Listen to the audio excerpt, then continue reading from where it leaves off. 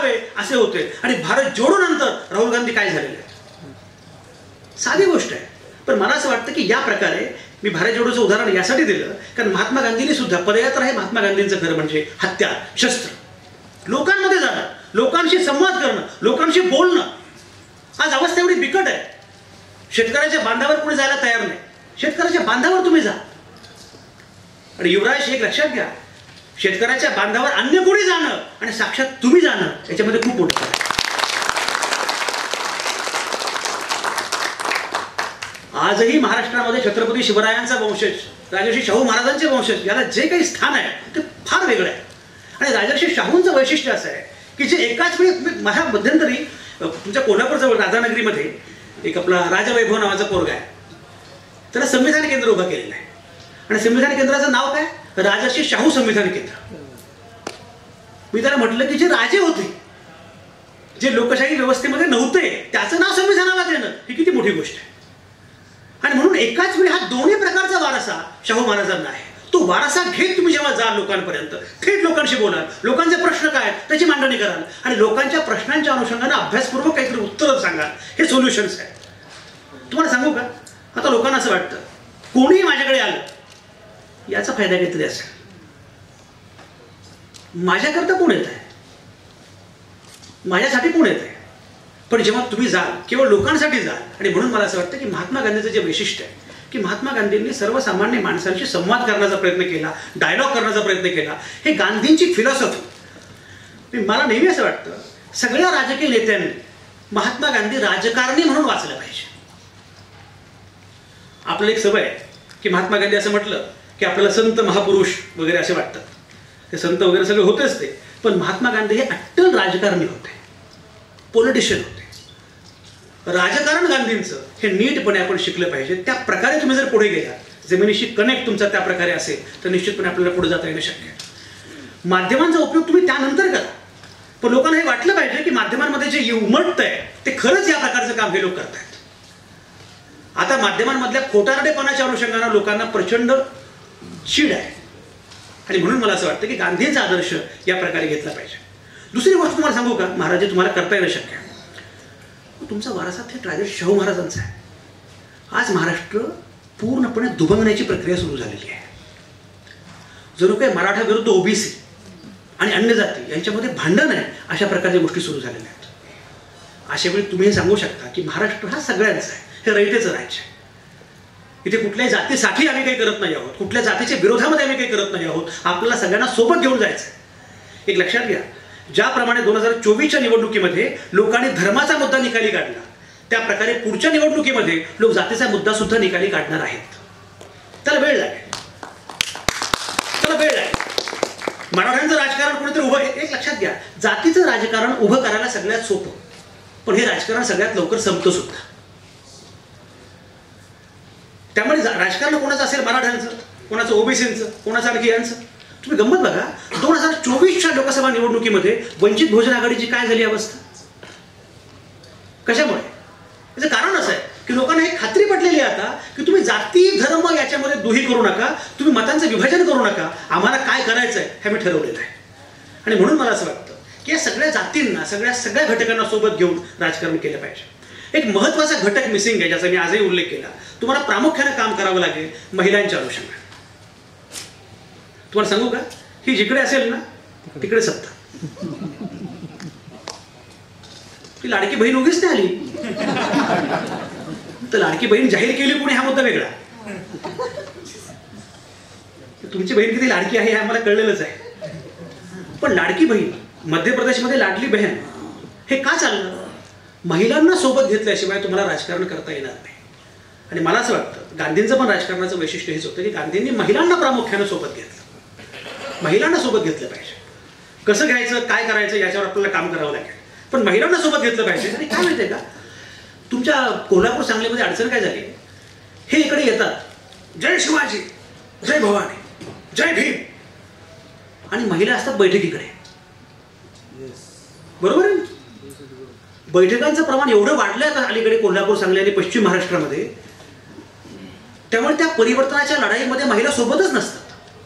महिलांना सोबत घेतल्याचा फायदा काय माहिती? महिला काही गप्प बसत नाहीत, काही असेल ते बोलतात. तुम्हाला एखादा मुद्दा जर पोचवायचा असेल ना तर महिलांशी बोला. यांचं काही खरं नाही.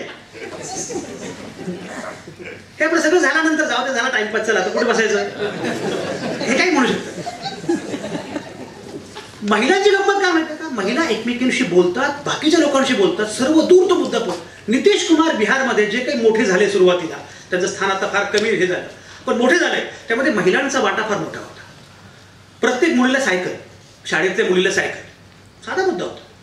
महिलांना सोबत घेतल्याशिवाय आपल्याला पुढे जाता येणार नाही. महिलांचं संघटन आणि महिलांचं केडर याच्यावर तुम्हाला फारच नीटपणे काम करावं लागेल. आणि तिसरा जो मुद्दा आहे तो यूथ, युवकांना सोबत घ्यावं लागेल. मला असं वाटतं की हे केडर या प्रकारे बांधत गेलो आपण, माध्यमांचा उपयोग कसा करायचा त्या गोष्टी होत राहतील. एक लक्षात घ्या, आता माध्यमामुळामध्ये कोणाचीच मक्तेदारी तरी नाही आहे की हे माझं माध्यम आहे. पूर्वी काळ असा होता, आता मी लोकमतचा संपादक आहे, प्रिंटचा संपादक आहे. पूर्वी असं होतं की आमच्याशिवाय कोणीच नव्हतं, म्हणजे प्रिंटशिवाय कोणीच नव्हतं. टेलिव्हिजन आलं, आता ऑनलाईन माध्यम आलेली आहे. आता एवढी माध्यम आलेली आहेत की आता लोकांकडे भरपूर पर्याय आहेत. माध्यमांचा उपयोग तुम्हाला करता येऊ शकतो. प्रत्येक गोष्ट कशा प्रकारे पोहोचवायची त्याचं तंत्र विकसित करणं, ते कौशल्य विकसित करणं शक्य आहे. आजच्या तरुण पोरापोरींना एवढी मोठी भाषणं आवडत नाही, त्यांना एक छोटं रील, 40 सेकंदांचं रील, 40 सेकंदांच्या रीलवर मुलांचं पूर्णपणे मतपरिवर्तन होऊ शकतं. ही सगळी माध्यमं काय आहेत हे तुम्हाला शिकावं लागणार आहे.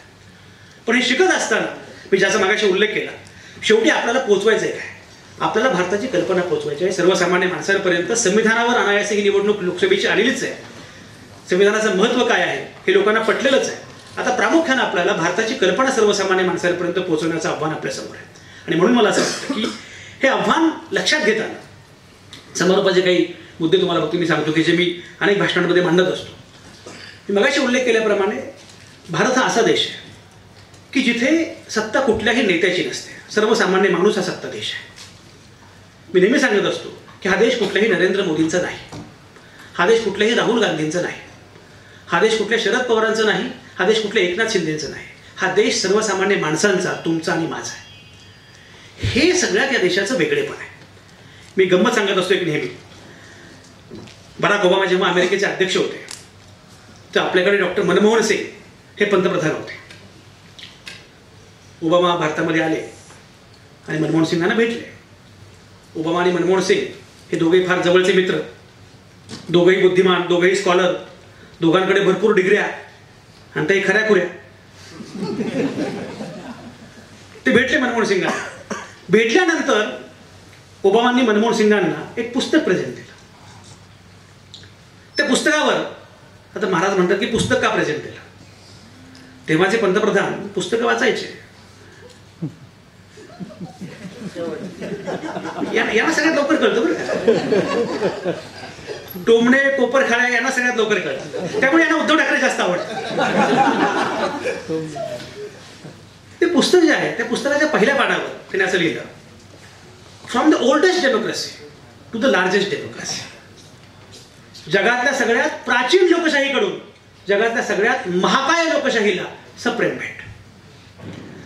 तर हे जेव्हा सुरू होतं तर तिथे कॉम्रेड सीताराम येचुरी मध्ये उभे होते. सगळ्या कम्युनिस्टांचं वैशिष्ट्य असं असतं की ते करणार काही नाही पण लक्ष सगळीकडे असतं. त्यांनी ते वाक्य बघितलं आणि ते म्हणाले ओबामांना, mister Obama, you are neither oldest nor largest. तुमची लोकशाही ही प्राचीन नाही आणि मोठी तर नाहीच नाही. ओबामा म्हणाले की अहो 1776 मध्ये आम्ही स्वतंत्र झालो, आमची लोकशाही सगळ्यात मोठी लोकशाही आहे, सगळ्यात प्राचीन लोकशाही आहे.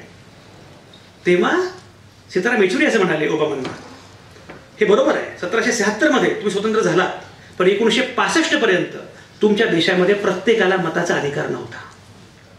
लांब कशाला, 1928 पर्यंत इंग्लंडमध्ये महिलांना मताचा अधिकार नव्हता.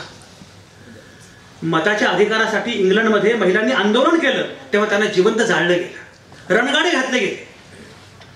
तुमच्या माझ्या देशात मात्र प्रत्येकाला पहिल्या दिवसापासून मताचा अधिकार मिळाला. हे जे वेगळेपण आहे भारताचं, हे भारताचं वेगळेपण तुम्हालाही कळालं पाहिजे आणि सर्वसामान्य माणसांपर्यंत सुद्धा पोहोचवलं पाहिजे.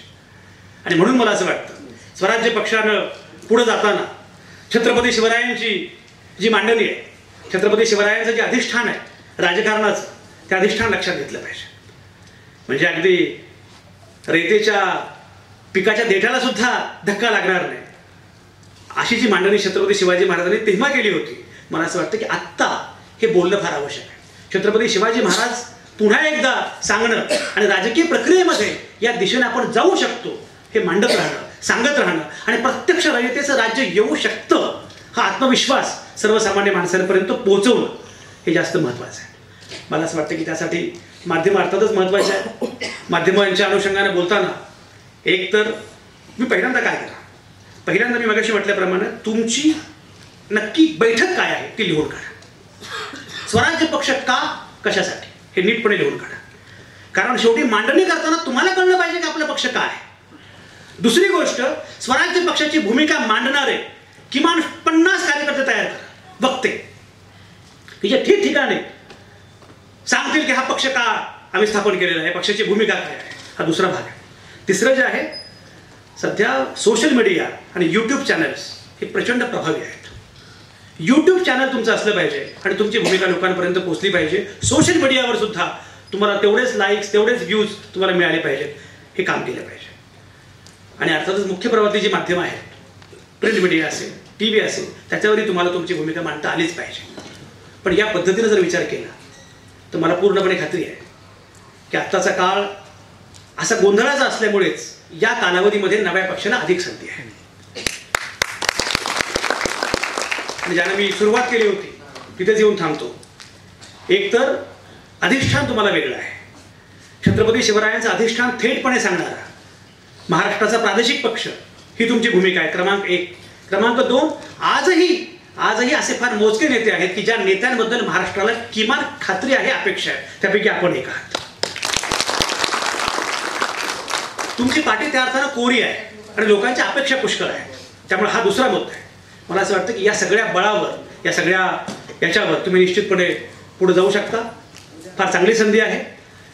माध्यमांसाठी काही करू नका, पण माध्यमं सोबत येतील आणि माध्यमांमधून आपला विचार मांडला जाईल हे मात्र नक्कीच करा. तुम्ही गंमत बघा, मी महात्मा गांधींचा मगाशी उल्लेख केला. महात्मा गांधींना असं विचारलं गेलं की गांधीजी, हा एवढा मोठा देश, हे भारत, पाकिस्तान, बांगला, तेव्हा तर देश फार मोठा होता. हा एवढा मोठा देश आणि तरीही तुम्ही पूर्ण देशभर पोहोचलात कसे? अवघड होतं. तेव्हा माध्यमं काहीच नव्हती. तो गांधीजी एवढंच म्हणाले, मी सर्वसामान्य माणसांना काही वेगळं सांगितलं नाही. मी फक्त सर्वसामान्य माणसांच्या भाषेत बोलत गेलो आणि सर्वसामान्य माणसांना जे हवं आहे ते ऐकत गेलो. माझ्याने सर्वसामान्य माणसांचं एक नातं तयार झालं, म्हणून मी देश पूर्णपणे या प्रकारे जिंकू शकलो किंवा या प्रकारे बांधू शकलो. मला असं वाटतं की सर्वसामान्य माणसाला केंद्रबिंदू मानणारी अशा प्रकारची एक राजकीय व्यवस्था उभी करण्याचं आव्हान आपल्या समोर आहे. मला बाबा आमटेंची कविता आठवते, कोंडलेल्या वादळाच्या या पहा अनिवार लाटा, कोंडलेल्या वादळाच्या या पहा अनिवार लाटा, माणसासाठी उद्याच्या येथुनी निघतील वाटा. पांगळ्यांना हात द्याया येऊ द्या बरदंड बाहू, निर्मितीच्या मुक्त गंगा द्या इथे मातीत वाहू. नांगरू स्वप्ने उद्याची भव्य ही फुलतील शेते, घाम गाळील ज्ञान येथे येथुनी उठतील नेते. वेदनेच्या गर्दराने पिटली आनंद द्वाही, दुःख उधळावयाचा आता आसवांना वेळ नाही. शृंखला पायी असू दे मी गतीचे गीत गाई, शृंखला पायी असू दे मी गतीचे गीत गाई. हे गतीचं गीत गाण्यासाठी तुम्ही सगळेजण आहात. आणि मला पूर्णपणे खात्री आहे युवराज संभाजीराजे छत्रपती यांच्या नेतृत्वाखाली ज्या प्रकारचं नवं गीत तुम्ही गात आहात, ज्या प्रकारे नवीन वाटचाल तुम्ही करत आहात, महाराष्ट्रातला एक मराठी माणूस म्हणून मी तुमच्यासोबत निश्चितपणे आहे. काही प्रश्न एक दोन युवा महाराज बोलतील. आदरणीय सर, आपण आम्हाला एवढा वेळ दिला. आपण माध्यमातूनच येता आणि माध्यमाच्या इन्फॉर्मली चुका काढता म्हटलं तरी हरकत नाही, किंवा माध्यमातूनच येऊन माध्यम कशी चुकली किंवा रिझल्ट देताना पोलिंग रिझल्ट आले ते कसे टोचले किंवा चुकले, तर याच पद्धतीने राजकारण करत असताना तुम्ही एवढे वर्ष संपादकीय लेवलला राहिलात, तर पक्ष म्हणून एखादी भूमिका घेत असताना ती कटू असेल, पण त्याचा रिझल्ट म्हणून पक्ष म्हणून ते इमेजला बाधा लागू नये असे विचारांना आम्ही काम करत असतो. तर आमच्या सगळ्या कार्यकर्त्यांना कठोर किंवा म्हणजे चालायचं कसं हे कसं सांगत होतं किंवा आम्ही काय पद्धतीने त्याकडे बघितलं पाहिजे. तुम्हाला काय त्रास होतो माध्यमाला विरोध करणं, आणि आत्ताच्या फोडाफोडीच्या राजकारणामध्ये राजकारणातल्या घटना सोडून तुम्ही असं म्हणतात की पक्ष तोडले गेले, पण चांगला विचार घेऊन पुढे जायचं म्हणलं तर कशा पद्धतीने संबोधलं पाहिजे किंवा ह्याला छेदलं पाहिजे थोडक्यात? एक लक्षात घ्या, म्हणजे मुळात मला काय की हा मुद्दा वेगळा आहे, पण तुम्ही जो आत्ता जो प्रश्न विचारला आहे त्याच्यामध्ये एक असं आहे की सर्वसामान्य माणसाला तुमच्याबद्दल खात्री वाटणं हे जास्त महत्त्वाचं आहे. लोकांना खात्री पटली ना, मी मगाशी काय म्हटलं, लोक कुठल्याही एका नेत्यासोबत नव्हते, लोक जे घडलं त्याच्या विरोधामध्ये होते की हे नाही होतं का. अशी तुम्ही कल्पना करा ना की धुळ्यामध्ये त्या बाईंना, बच्चाबाईंना माहिती नव्हतं की आपण जिंकू. जेव्हा त्यांचं नाव घोषित झालं तर मी स्वतः माझ्या शोमध्ये म्हटलं की हे काँग्रेसनं चूक केलेली आहे आणि काही झालं तरी शोभा बच्चाव पराभूत होणार. आणि निवडणुकीच्या मतदानाच्या अगोदर मी 4 दिवस अंदाज घेतला. नांदेडमध्ये वसंत चव्हाण कोण आहेत लोकांना माहितीही नव्हतं, बरोबर आहे की नाही. मग त्यांचं डायलिसिस सुरू होतं, ते आजारी गृहस्थ. लोकांनी ठरवलं होतं की नाही, हे नाही, आम्हाला यांना विरोध करायचा आहे, यांना पराभूत करायचा आहे. मला असं वाटतं की लोक जेव्हा ठरवतात तेव्हा लोकांना तुम्ही पर्याय वाटला पाहिजे. 2 गोष्टी आहेत. पहिली गोष्ट म्हणजे मुळात लोकांना बदलायचंय, बदल करायचा हे लोकांनी ठरवलं पाहिजे आणि त्या बदलाचा चेहरा तुम्ही आहात हे लोकांना वाटलं पाहिजे. बोला. दुसरा प्रश्न सर, राजकारणाचं IPL झाले आणि आम्ही टेस्ट मॅच खेळत बसलो तर सत्तेत कधी येणार? बरोबर. तुम्हाला मी उदाहरण काय दिलं, महात्मा गांधींचं, ज्यांनी 4 वर्षामध्ये देश जिंकला. IPL येते, IPL पेक्षा भारी. 4 वर्षांमध्ये देशाचा नेता होणारा महात्मा गांधींशिवाय कुठलाही नेता नाही. एक लक्षात घ्या, तेव्हा सोशल मीडिया, व्हॉट्सअप, बाकी माध्यमं कुठलीच नव्हती तेव्हा सुद्धा. मला असं वाटतं की तुम्ही एक लक्षात घ्या, मी तुम्हाला असं सांगत नाही की तुम्ही शांतपणे काम करा. मी तुम्हाला सांगतो यासाठी, मी ते राजांशी जरा सविस्तरपणे बोलणार आहे. तुम्हाला अशी एक कृती करावी लागेल ज्याप्रमाणे मी काय म्हटलं, राहुल गांधी 2004 पासून राजकारणामध्ये आहेत, बरोबर. 2004 ला पहिल्यांदा ते खासदार झाले. 20 वर्षांमध्ये त्यांना जे करता आलं नाही ते 3 महिन्यात कसं काय केलं. तुम्हाला पण असा एक मुद्दा शोधला पाहिजे की ज्या मुद्द्यांच्या आधारे तुम्ही महाराष्ट्रामध्ये अधोरेखित होऊ शकता की येस हाच तो पक्ष. तो विचार तुम्हाला करावा लागेलच. त्यामुळे IPL मध्ये सुद्धा जिंकायचं असेल तरी सुद्धा तुम्हाला हीच तयारी करावी लागेल. सर, आता आपण म्हटलं की मतं डिवाइड व्हायला नको म्हणून कुठली तरी एक भूमिका घेणं गरजेचं आहे, पण त्यावेळेस आम्हाला कमी जागा लढवाव्या लागतील किंवा काही ठिकाणी थांबावं लागेल. कुठेतरी इतर लोकांनाही जे स्टेटमेंट करायचं असेल, एक वोट करून स्वराज्याला की आम्हाला छत्रपतीच पाहिजे, ते कुठेतरी कमी पडलं असं आपल्याला वाटत नाही का? किंवा आत्ता लोकांना वाटतं जो उमेदवार पडला त्याला केलेलं मतदान म्हणजे वेस्ट होतं, याचंही नॉलेज आहे ना? ते काय तुम्हाला सांगतो मी, आता सध्या जे मी लोकांमध्ये फिरतोय, आता मतविभाजनाला लोकांचा पाठिंबा अजिबात नाही आहे. हे तुम्ही लक्षात घेतलंच पाहिजे. तुमची भूमिका कितीही बरोबर असो, काही असो, आणि मला मुळामध्ये असं वाटतं की खरं म्हणजे निवडणुकीच्या रिंगणामध्ये सगळ्यांनी उभं राहायला पाहिजे. मतांचं विभाजन होईल, मग कोणी पराभूत होईल हा विचार करता कामा नये. हे आत्तापर्यंत ठीक होतं. सध्याचा काळ मात्र त्याला अनुकूल नाही आहे. मतविभाजनामुळे जर त्यांना नको असणारा उमेदवार निवडून आला तर त्याचं खापर तुमच्यावर फोडलं जाईल, तो फटका बसेल. त्यामुळे हे लक्षात घेऊन तुम्हाला विचार करावा लागणार आहे. मी जे मागाशी म्हटलं वंचितचं जे झालं, वंचित बहुजन आघाडीचं, कारण यांच्यामुळे गडबड झाली हे जे लक्षात आलं लोकांच्या. आणि वंचित बहुजन आघाडीचा खूप चांगलं केडर होतं, खूप चांगला जनाधार होता, पण तो जो काही मावळला, कमी झाला, याचं मुख्य कारण ते होतं. त्यामुळे तुमच्यापुढे हे आव्हान आहे, निवडणूक पण लढवायची, पण तरीही मतविभाजनामुळे त्यांना नको असणारा उमेदवार निवडून आला हे खापर तुमच्यावर फुटणार पण नाही. ही थोडीशी कसरत आहे, ती कसरत करावी लागेल.